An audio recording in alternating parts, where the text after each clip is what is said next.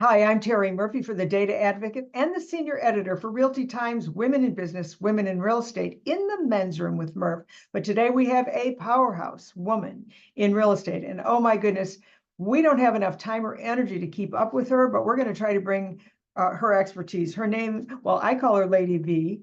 Other people call her Lady Vicky, but her real name is Victoria Sampah. She is the founder and CEO of GREPA, and the CEO and designated manager of Abri US and Ghana. Welcome, Lady V. Thank you so much, Terri. Thank you. I appreciate the time here. I'm excited. Well, we are excited because, dear Lord, I mean, what an overachiever, okay? We've got pioneering PropTech visionary with global real estate experience. You came here when you were 25 years old. And when I say here, I mean the United States, particularly the Chicago area, which is, by the way, completely different weather than in Ghana, I'm quite sure.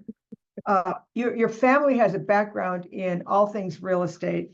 How did you get started? I know you had a degree in marketing, and by the way, she has so much stuff. You're gonna have to read it online at the Data Advocate. How did you get started in understanding the need for real estate expertise globally?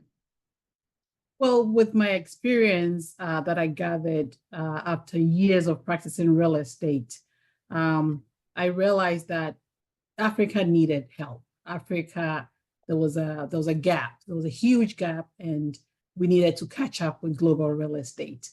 And so I started traveling to Africa and tried to set up an office as well. And so that's how I got to know all the missing links that there were in the African real estate market. And so I set up my office and I started the association, brought together the members within the country, brought them together, and we set up their association. We had certain targets. The first one was legislation, and we also had education as part of our targets to meet. And technology was the third one. And we've been able to achieve all these throughout the years. Well, it's amazing. I mean, if you go to your LinkedIn, bring a cup of coffee and a book because it's really full. And we so admire that. As a broker owner of the Abri Group LLC, Vicky oversees operations in both the United States and Africa, specializing, hear this, in expatriate relocation, settlement services, residential, commercial sales, leasing, project management, and strategic corporate advisory services. So is there anything we're not getting there? I mean, expatriate relocation, that's incredible. Who does that?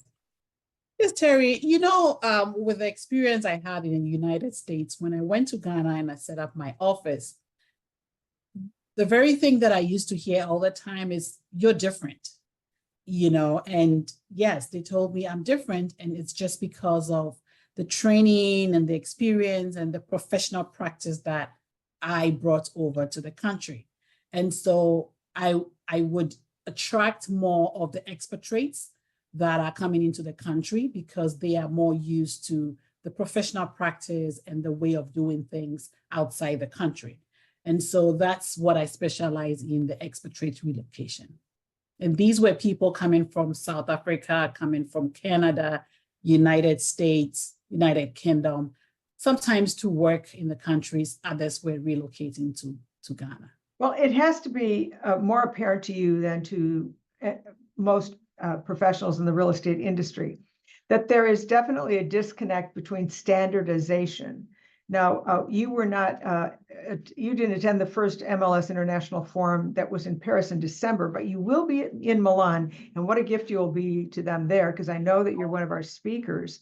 The Ghana real estate professionals, what kind of process was in place or establishment of MLS standardizations when you first went to Ghana? Was there any? When I went to Ghana, there was nothing. It was similar to 100 years ago in the US when, agents will just meet, at a table and share listings and talk about properties, hearsays, oh, this neighbor is selling their house, can you help them? It was similar to that. We had people gather under trees, and that's what we used to call them, the agent under trees. So they would sit under trees, have discussions. We had caretakers, of homes that were trying to sell homes. Sometimes you see boards, with house for sale on them. So it was very informal. And so these were things that we thought we had to change, because there would be situations where you wouldn't even find how much this property was, data was not available. And the people that even sold the properties, you wouldn't even find them. And sometimes they would not even tell you the exact amount that the property was sold. And so everything was, hearsays. And I thought that was not right. So that is when we started talking about standardization, regulation, and also data aggregation. Bless your heart, as we'd say in the South. Well, you continue to shape the industry with innovations. And like I said, what a powerhouse to have. Your work in advancing prop tech, which for those that are not sure about that, you explained it was property technology, which could include AI and MLS standardizations. So that's one of the reasons I think that you'd be such an asset to the Milan meetings. The Africa Real Estate Conference and Expo, ARCE, and your development of the exchange property software in the African continental MLS. Do you have a technology background? Where did you build it? Did you introduce? Did you leverage? Did you strategic partner? How did you do that? I can hardly say it. I just love technology. That's what it is. My kids tell me that I know technology. I speak technology. Everything I do, I'm always on the computer trying to do things out of the ordinary. I'm always researching. I'm always looking for how things are done differently. The MLS is something that I have loved. I really have admired the industry in the United States, looking at the way MLS is and the very things that you can do with MLS, the data, the trends that you can do with MLS, and looking at what Africa has, the kind of data that Africa has, the population, sales going on, developments going on, and without this kind of data system is worrisome. And so technology is something that, because I love it, I decided to get into the MLS development. I've had a few project management experiences. I've served, actually not necessarily worked, but I have served on pro bono basis on certain technology platforms. And so I do have a little experience. I do not have coding experience, but I know the language. That's the only thing you've missed, girl. I mean, that's the only thing you've missed. Well, this is where the resonance comes in, because Realtina, which is part of the whole process behind the MLS International Forum, literally brought together in Paris, for those of you that are not aware. Last year, just 120 visionaries. It was sort of like that shy party to start, where we learned who did what, who understood what was the common, but the common passion was we need standardization. We need some kind of metric to make it more, not just more efficient, but to be fair to the consumer. Because like you said, you don't know who even owns the property sometimes in parts of the country. And we learned about that from people who had done work here. And it's not that the United States MLS is the grail, but it's worked for a number of years. And so it's so smart. But here's what I took from you. You're currently spearheading the establishment of an Africa Continental Real Estate Alliance Group, visionary initiative and aimed at fostering intercontinental collaboration among real estate professionals across Africa.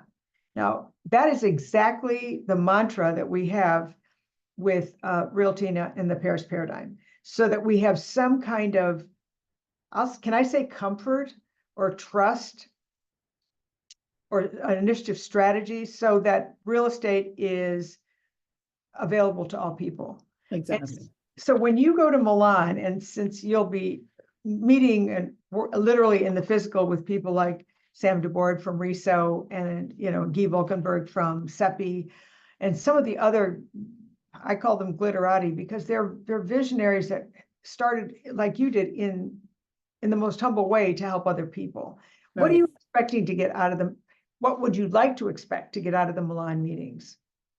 Oh, Milan, the networking. The networking is something that I'm really looking forward to. It's always a pleasure to be in a room full of people, like-minded people, speaking the same language, talking about the same need, the global needs that will help this industry. I'm really looking forward to that networking, learning a lot. You know, I just started this project, this Exchange MLS project, and there is so much that I can learn from the leaders. There's so much I can learn from those who are already practicing and managing MLSs. And so this is where I can find them. This is where I can find the diversity of people running MLSs and the support that I know that people will be ready to support Africa develop its MLS. So basically the networking, the education is of course, I'm a realtor, so if there are any investment opportunities, why not? We can bring them to Illinois, we can take them to Ghana. So I had thought about, you know, a trip to Ghana, but that would be fun. Well, Right. just, you'll be meeting Saul Klein. Saul Klein is a visionary with MLSs that goes way back.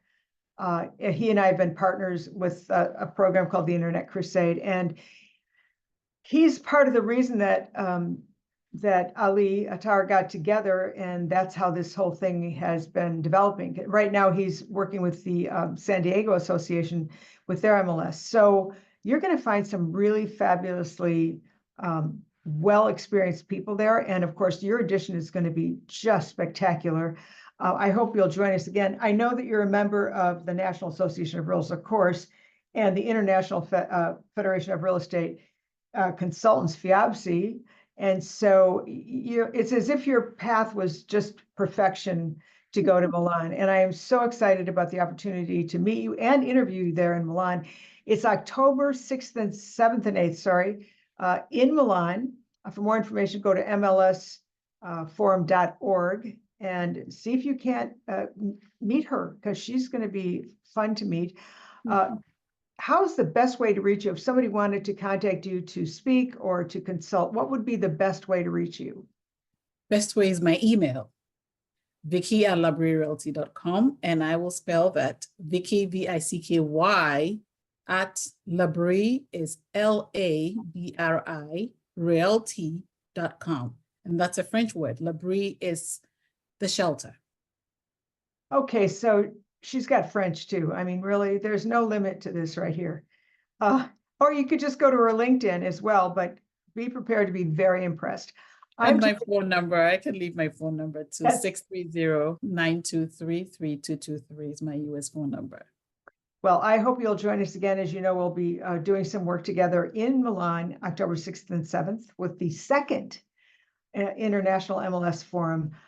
I hope to really do more work with you, especially for the Data Advocate and the Women's Wisdom Network. Thank you so much for joining us. I hope you'll join us again soon. And I will start packing and learning some Italian that is appropriate for Milan. How's that? Excited about it, and I'm looking forward to meeting all of you, and thank you so much for having me on your show. Molto piacere, we'd say in Italian. The pleasure was totally ours. Thanks for joining us. Join us for another segment of The Data Advocate coming up every week on thedataadvocate.com.